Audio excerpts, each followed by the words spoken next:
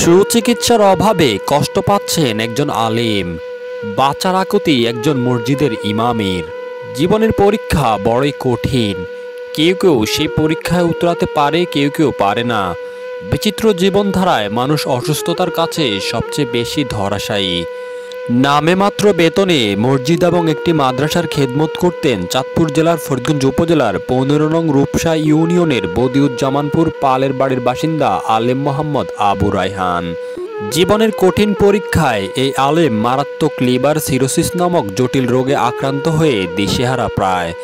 বাঁচার আকুতি, কিন্তু চিকিৎসা চালিয়ে যেতে পারছেন না অর্থ অভাবে। একজন আলেমের এমন অবস্থা দেখে হৃদয় শিউরে উঠবে যে কোনো মমিন ব্যক্তির। এলাকাবাসীর ভাষ্যমতে অত্যন্ত ভালো মনের মানুষ এই আলেম কখনো কারো ক্ষতি করেননি।